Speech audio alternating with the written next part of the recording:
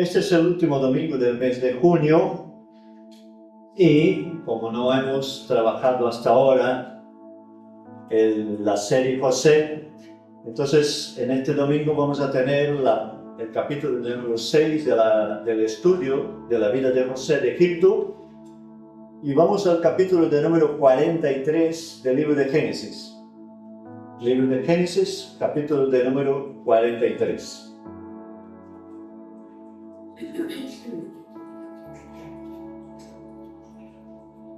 Dice así la palabra del Señor.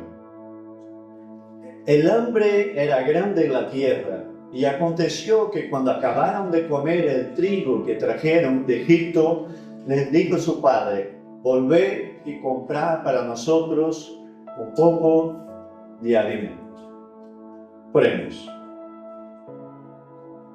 Padre, gracias, Señor, por la oportunidad de estar en tu presencia y saber, Señor, que tú estás con nosotros en este lugar. Gracias, Señor, por la oportunidad de poder levantar nuestras voces, Señor, y adorarte y alabarte, porque eres digno de recibir toda la adoración por los siglos de los siglos. Gracias, Señor, por la vida que tú nos regalas, Señor, en este día y por traernos, Señor, a tu casa. Gracias, Señor, por tu cuidado, Señor, para cada uno de nosotros, para con nuestras casas y hogares. Y gracias, Señor, por tu palabra, que es poder, que es poderoso, Señor. Ahora, Señor, clamamos la presencia, la revelación, la dirección, la instrucción de tu Espíritu Santo. Que nos hable, Señor, y que ministre en nuestro corazón, nuestra alma, nuestro espíritu en esta tarde, según tu voluntad. Y siempre para la gloria y por el poder del nombre de Jesucristo. Amén. Muy bien, hermanos. Vamos a hacer recordar un poquito lo que hemos estudiado y lo que hemos visto de la vida de José hasta ahora, un breve resumen antes de entrar en el capítulo del número 43. Bueno, José es el penúltimo hijo de Jacob, uno de los hijos de Raquel, ¿no? Jacob tuvo dos hijos con Raquel, uno fue José y el otro fue Benjamín. José, por contar unos sueños que tuvo, que Dios le dio, sus hermanos por envidia lo vendieron como esclavo, pues llevado como esclavo a Egipto. Allí estuvo sirviendo a Potifar. Por una situación con la mujer de Potifar que quiso mentirle, ponerle en una situación difícil, lo metieron en la cárcel, estuvo en la cárcel por algún tiempo, y en la cárcel reveló el sueño del copero y del panadero del rey, y después de eso el faraón tuvo un sueño, y entonces cuando el faraón tuvo un sueño, se acordó el copero de que José revelaba sueños a través de la obra de Dios en su vida. Y entonces el faraón llama a José, José revela el sueño, y entonces el faraón le pone en la posición de más autoridad de todo el reino de Egipto. Y entonces está ahí José como el gobernador de Egipto, y en el capítulo anterior vemos que los hermanos de José bajan para comprar alimento. Y entonces José, en una estrategia de que pudieran traer a Benjamín, que era su hermano más cercano de sangre, retiene a Simeón. Simeón se queda retenido y dice a los hermanos: vosotros no podéis volver aquí sin vuestro hermano más pequeño, que era Benjamín.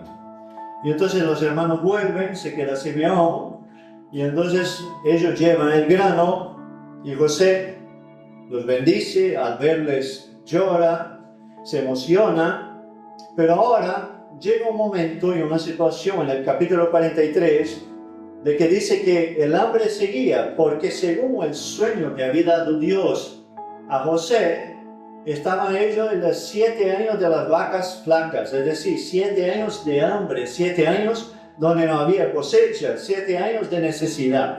Y ahora entonces ellos habían terminado de comer ya lo que habían comprado en Egipto, porque Egipto era el único lugar que tenía alimento para vender. Ahora resulta que ellos tenían que volver allí a este lugar a comprar otra vez alimento, que es lo que les pide su padre. Pero había un problema. Y ahora seguimos entonces en Génesis 43:3. Es una conversación que van a tener los hermanos, ¿no? 10 de los hermanos van a tener con su padre. Más bien 9, porque Benjamín no fue a Egipto. Entonces, 9 de los hermanos mayores participan de la conversación con el padre. Y aquí hay una situación difícil. ¿Qué novedad, no, en la historia de la humanidad que haya problemas en las familias, verdad? Nunca hubo eso, solo hubo en la vida de José y de sus hermanos. Ni nosotros tampoco hemos tenido nunca problemas en nuestra familia, ¿verdad? Eso solo ocurre aquí en el campo de Gibraltar, nadie ha tenido. Eso ocurre por ahí, más arriba, en Madrid, en el norte, aquí no hay. Claro que sí, todos nosotros, de mayor o menor medida, sí, hemos vivido algún tipo de dificultad en la familia, porque las familias son los más cercanos, son nuestros familiares de sangre y siempre hay diferencias. Entonces, como la Biblia, lo que me encanta de la palabra de Dios y de la Biblia es que Dios, al escribirla, no esconde, no oculta las deficiencias, las debilidades del ser humano. Todo lo contrario, la Biblia las expone y Dios dice cuál es la solución. Por eso la palabra de Dios es el único argumento, la verdad absoluta para enseñarnos cómo realmente vivir una vida de bendición y de felicidad y de alegría en el Señor. Leíamos ahora el texto, Génesis 43:3. Respondió Judá, diciendo: aquel varón nos protestó con ánimo resuelto, diciendo: no veréis mi rostro si no traéis a vuestro hermano con vosotros, es decir, Benjamín. Si enviares a nuestro hermano con vosotros, descenderemos y te compraremos alimento. Pero si no lo enviares, no descenderemos, porque aquel varón nos dijo: no veréis mi rostro si no traéis a vuestro hermano con vosotros. Entonces, los hijos están argumentando con el padre, porque el padre les está diciendo: mira, tenéis que ir a comprar alimento. Y los hijos están diciendo: mira, si no llevamos a Benjamín, aquel hombre nos dijo de que vamos a tener problemas. Versículo 6. Dijo entonces Israel, o Jacob: ¿por qué me hiciste tanto mal declarando al varón que teníais otro hermano? ¿No? El padre pregunta: ¿por qué habéis dicho a este hombre que había un hermano pequeño? Y ellos explican. Y ellos respondieron: aquel varón nos preguntó expresamente por nosotros y por nuestra familia, diciendo: ¿vive aún vuestro padre? ¿Tenéis otro hermano? Y le declaramos conforme a estas palabras. ¿Acaso podíamos saber que él nos diría: así venía vuestro hermano? Entonces Judá dijo a Israel, su padre, a Jacob: envía al joven conmigo, y nos levantaremos e iremos, a fin de que vivamos y no muramos nosotros, y tú y nuestros niños o nuestros hijos.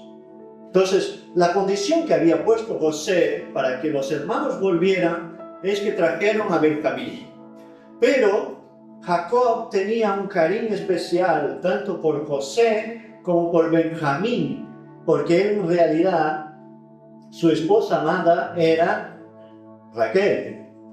Entonces eran los dos hijos de Raquel. Entonces él tenía un cariño especial. Como en su mente ya había perdido a José, ahora lo que le quedaba de Raquel era Benjamín y no quería enviar con ellos. Pero ellos argumentan: si nosotros no llevamos, vamos a tener un problema. O morimos de hambre o vamos a ser todos esclavos allí en Egipto. Tenemos que tomar una decisión, y argumentan con el padre. Entonces los hermanos explican al padre que ellos no tienen culpa de lo que ocurrió. Entonces hay una conversación. Entonces es una cuestión de extrema gravedad, de vida o de muerte. Y es un momento de asumir responsabilidades. Entonces, no nos olvidemos que en esta situación los hermanos de José tienen culpa por haber vendido a su hermano como esclavo. Y ellos ven que según va pasando el tiempo y van ocurriendo las situaciones, se sienten más aprietados por las consecuencias de sus actitudes. Pero lo bueno que vemos en el texto es que según va pasando el tiempo, de cierta manera, algunos de ellos van asumiendo responsabilidades. Por ejemplo, aquí se manifiesta Judá, que no es el mayor de ellos, sino que es el tercero, el cuarto. Y entonces dice, mira, si tú nos das al joven, al niño, a Benjamín, nosotros iremos, si no, no iremos. Y ahí compraremos alimento y volveremos y todos viviremos. Entonces, en nuestra vida y en las relaciones familiares, llegan momentos en que nosotros tenemos que asumir responsabilidades. Podemos asumir responsabilidades hacia hermanos, hacia nuestros padres o hacia nuestros propios hijos, según las circunstancias que ocurran. Pero lo que no podemos hacer es huir de nuestras responsabilidades o huir de nuestros compromisos. Ellos ahora tienen un compromiso. ¿Cuál es el compromiso que ellos tienen? Tienen que volver a Egipto, pero no pueden volver sin Benjamín. Entonces argumentan con el padre, mira, nosotros volveremos, pero necesitamos a Benjamín.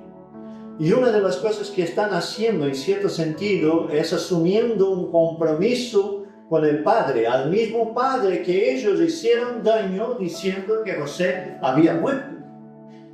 Entonces, imagina la vida de una persona en esta situación que ellos eran conscientes de que ellos habían hecho daño a José y habían dicho a su padre que estaba muerto. Y ahora resulta que también se le pedía el otro hijo.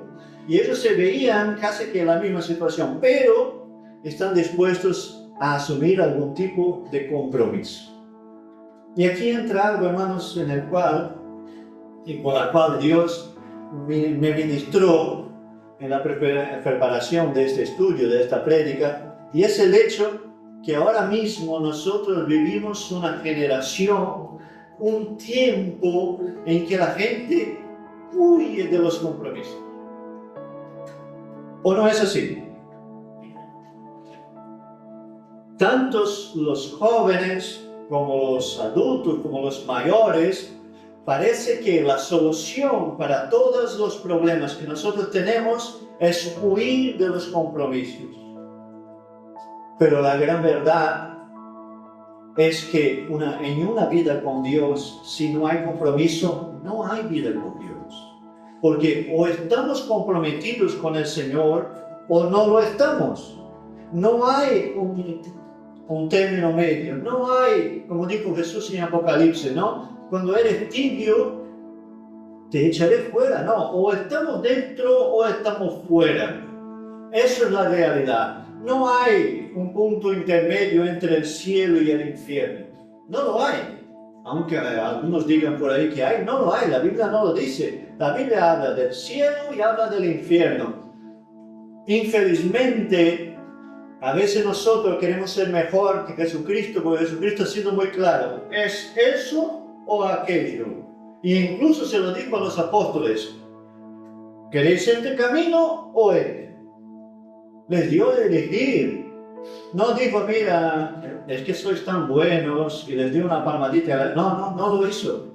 Simplemente los puso delante de ellos el compromiso que deberían de tener con el Maestro, con Jesús. Y entonces ahora vemos que poco a poco los hermanos van asumiendo algún tipo de compromiso. Si nosotros realmente amamos a Dios, porque Dios te ama, y eso es algo que ni tú ni yo debemos de olvidar, que Dios nos ama. Pero ahora viene la pregunta, si nosotros realmente amamos a Dios, estamos comprometidos con Dios y con las cosas del Señor. Tiene que haber un compromiso. Y el que tiene compromiso está comprometido. Es decir, en un domingo por la tarde como hoy, seguramente podrías decirme que tú estarías mejor tumbado en la playa, bajo una sombrilla, con la toalla, disfrutando del mar, a lo mejor de un refresco, de una sandía muy fresquita, y que aquí, en este lugar, puede que haga un poquito de calor. Pero yo te digo una cosa, la vida con Dios solo puede ser vivida en realidad cuando nosotros estamos comprometidos, cuando hay compromiso. La mejor decisión de tu vida y de mi vida es estar en este lugar. ¿Por qué? Porque nos hemos comprometido con Dios, con su palabra. Y Dios está comprometido con nosotros porque Él es fiel. Vamos a seguir con el texto porque el capítulo, vamos a trabajar todo el capítulo. Bueno, ellos se comprometen, asumen compromiso. Pero ahora viene, el versículo 9 dice lo siguiente: yo te respondo por él, a mí me pedirás cuenta. Es decir, Judá está poniéndose como responsable de Benjamín. Si yo no te vuelvo a traer, no te lo vuelvo a traer, y si no lo pongo delante de ti, seré para ti el culpable para siempre. Pues si no nos hubiéramos detenido, ciertamente hubiéramos ya vuelto 2 veces. Y ese versículo me llama mucho la atención, que a veces cuando nosotros leemos la Biblia, ¿no? Pensamos que las cosas ocurren en un abrir y cerrar de ojos. Bueno, eso fue, no, pero aquí el texto está diciendo de que ellos estuvieron ahí con el Padre, un tiempo, porque dicen, si no nos viéramos aquí y están hablando, ya hubiéramos ido y ya hubiéramos vuelto ya 2 veces. Entonces Judá se compromete. Y Jacob dice lo siguiente entonces Israel, su padre, le respondió: pues que así es hacerlo. Tomad de lo mejor de la tierra de vuestros sacos y llevad a aquel varón un presente: un poco de bálsamo, un poco de miel, aromas y mirra, nueces y almendras. Entonces los hijos argumentaron con el padre, y el padre entonces toma la decisión, porque al final la decisión es del padre, la decisión no es de los hijos. Y aquí entra un principio muy importante y en nuestros días muy olvidado, y que veo que cuanto más pasan los días se va desapareciendo. La autoridad en los hogares, en las familias, en las casas, no está sobre los hijos. La autoridad está sobre los padres. Es decir, a mí me choca que muchas veces voy por ahí y veo familias donde quien da las órdenes y quien dirige son los niños. Los niños no pueden dirigir y tomar decisión de nada. Ellos tienen que ser dirigidos. Pero, infelizmente, en nuestros días en el cole enseñan que si el niño le pasa algo, y el otro día he visto una situación en que una niña amenazó a la madre de denunciar a la policía. Y yo pregunto, ¿en qué mundo vivimos? También somos conscientes de que es verdad que algunos padres no actúan bien y tratan mal a sus hijos.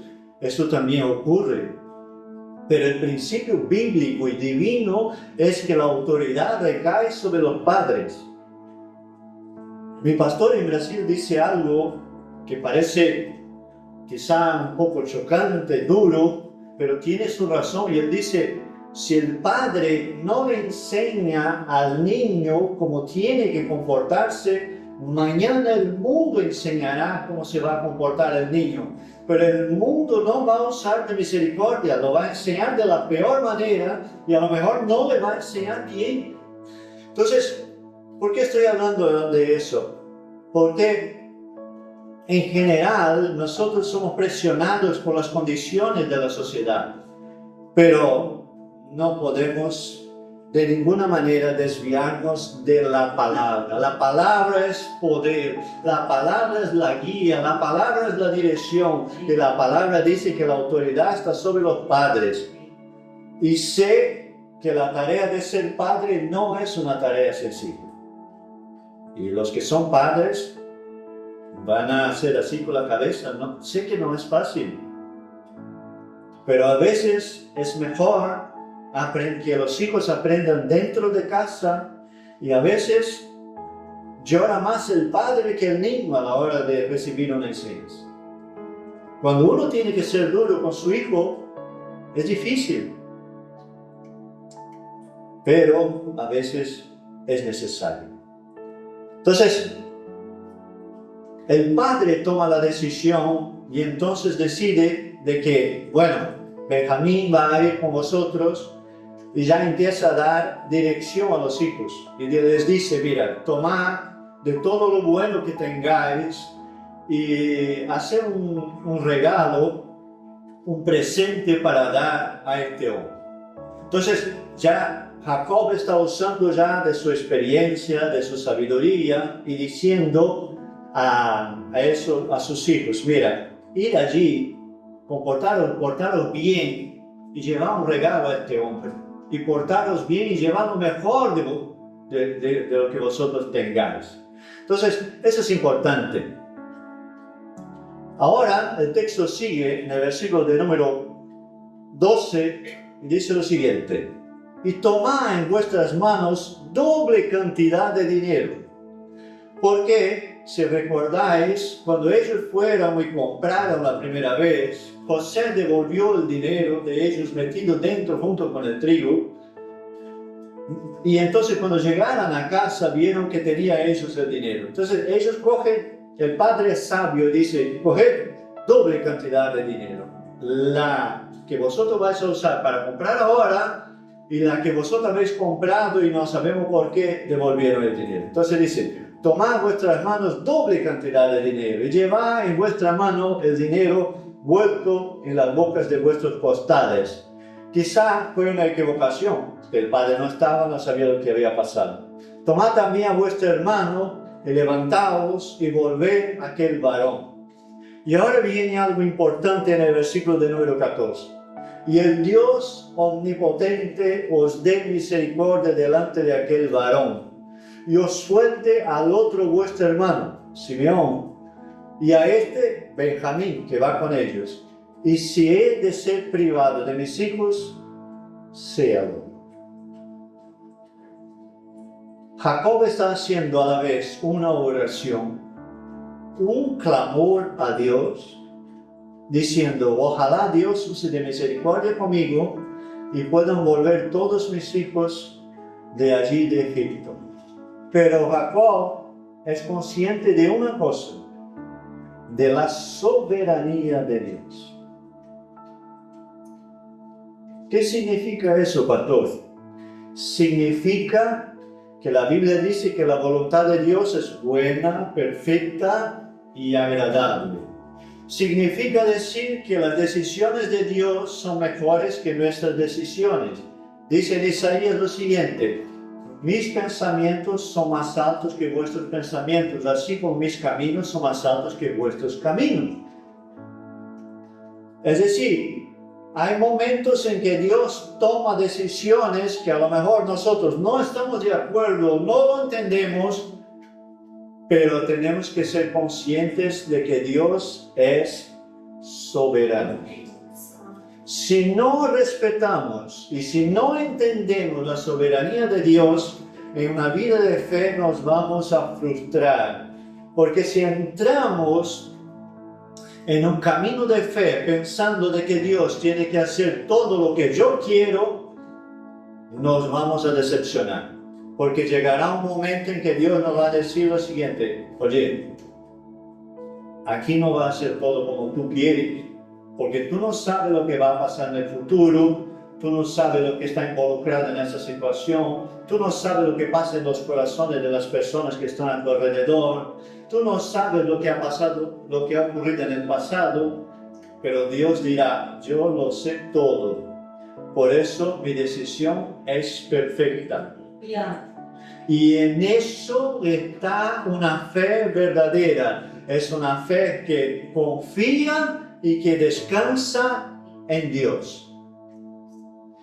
Puede que Dios tome decisiones con las cuales no estamos de acuerdo, pero si las toma, el propio Jacob está diciendo, si es así y voy a ser privado de mis hijos, que así lo sea.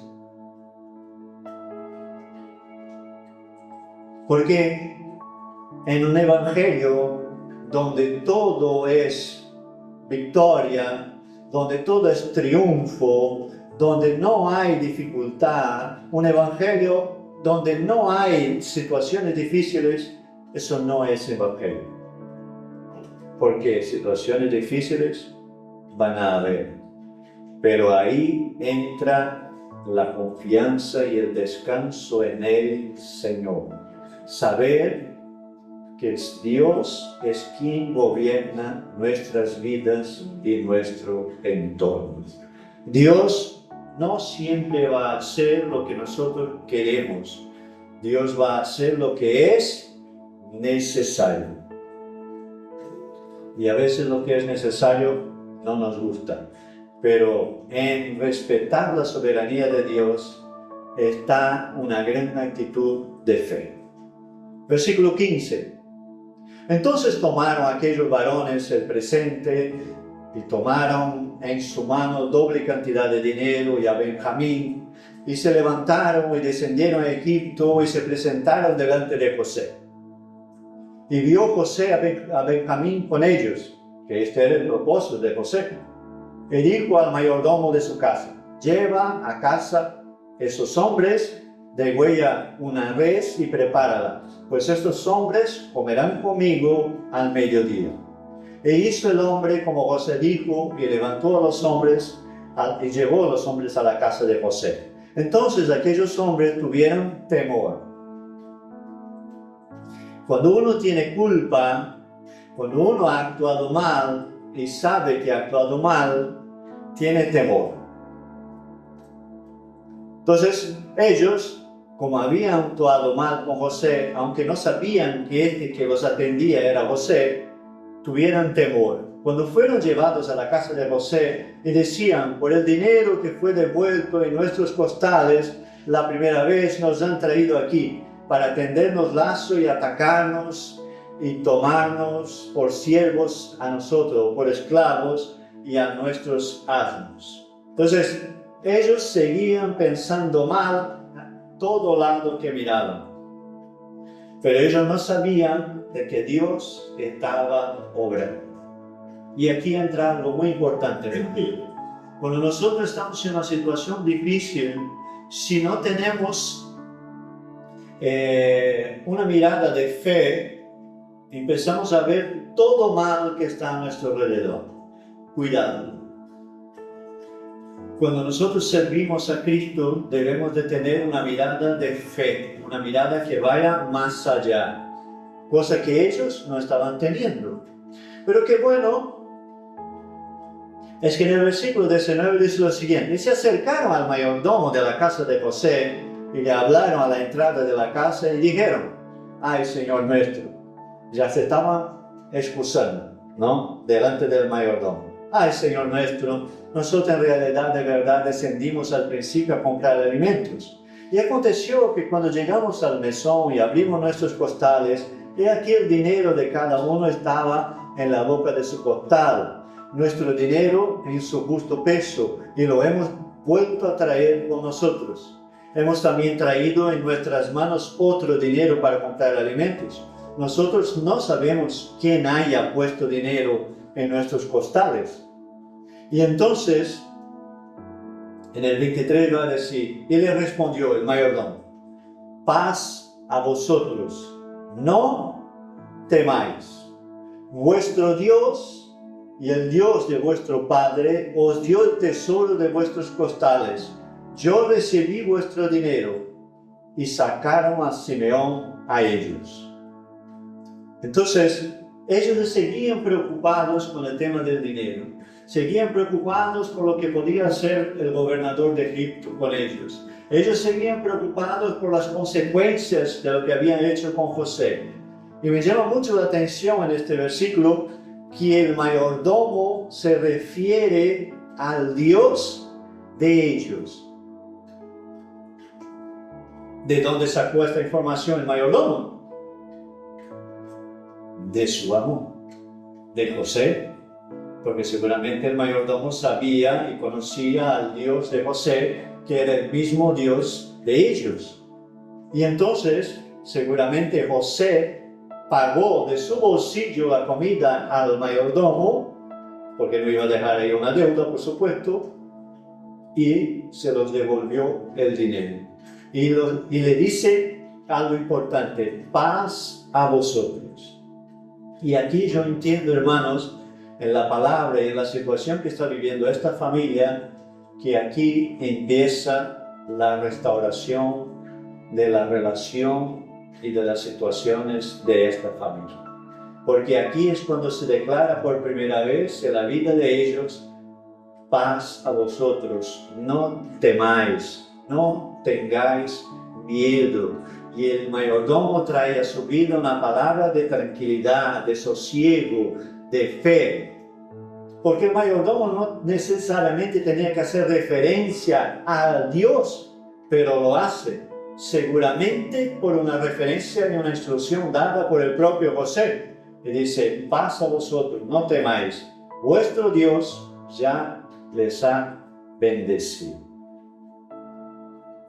Cuán importante es, hermanos, que tú y que yo seamos instrumentos en la mano de Dios para traer a la vida de las personas una palabra de tranquilidad y de sosiego.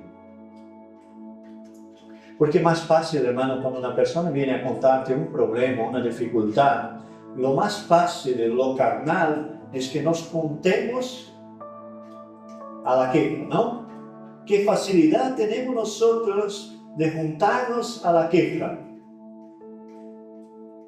Pero lo que Dios nos pide no es eso. Lo que Dios nos pide es que tengamos una actitud de fe y sembremos en el corazón de la otra persona una palabra de tranquilidad y sosiego, una palabra de fe y confianza.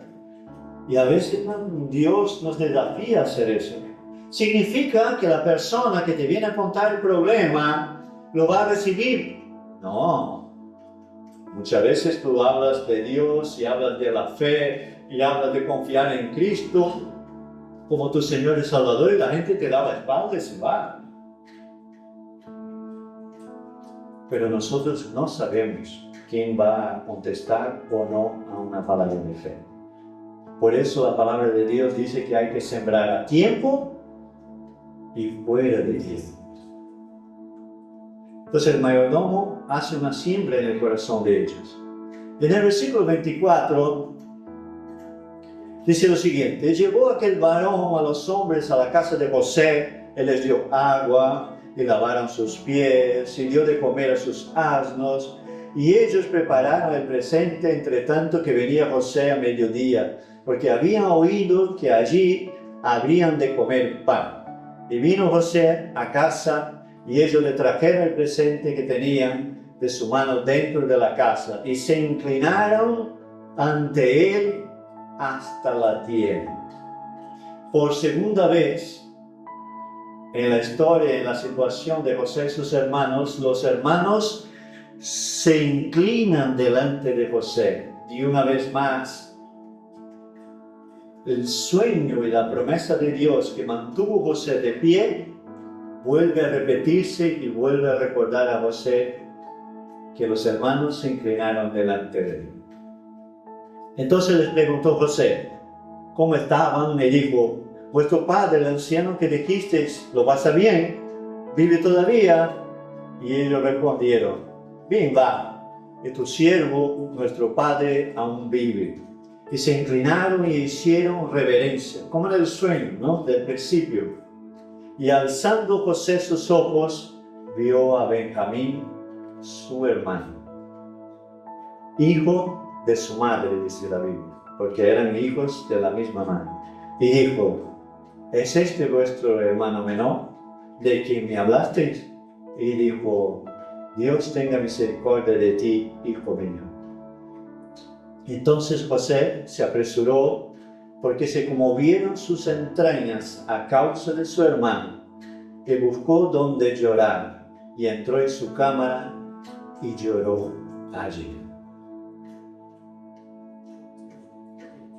Si nosotros miramos todo el contexto de la historia de José, vamos a ver que José fue un instrumento en la mano de Dios para obrar algo grande, porque de aquí viene la creación de la nación de Israel.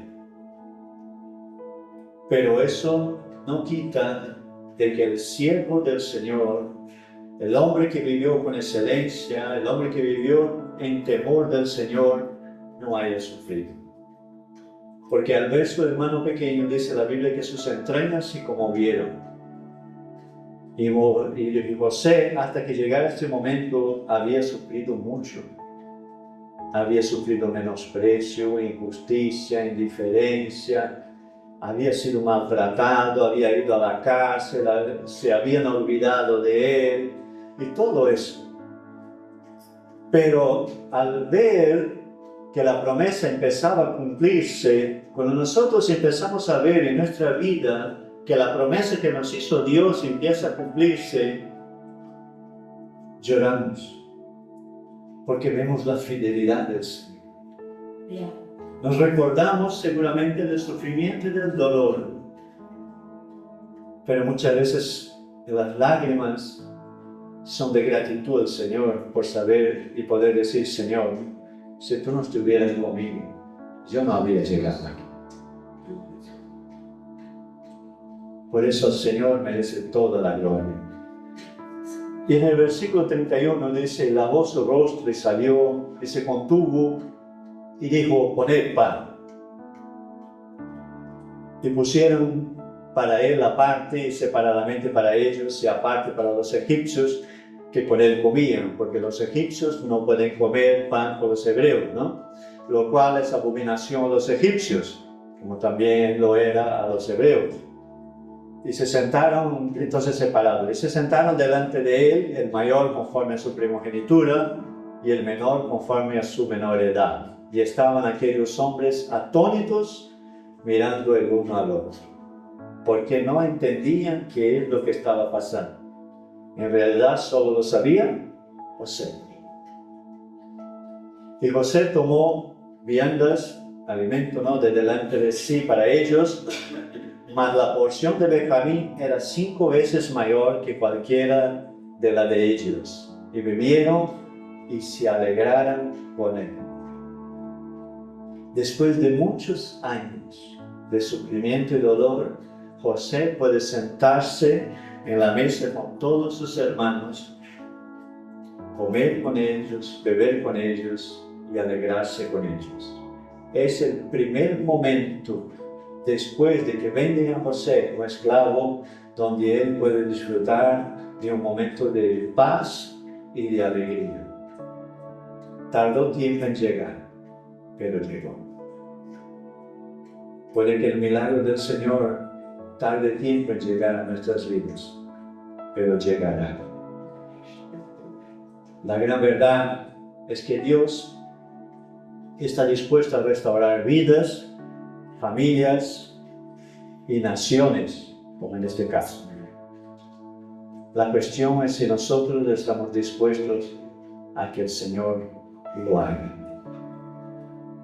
Porque en realidad Jesucristo es la única solución. Fuera de Él no hay solución. Solo en Cristo hay restauración y solo en Él hay salvación. Te invito a que te pongas de pie.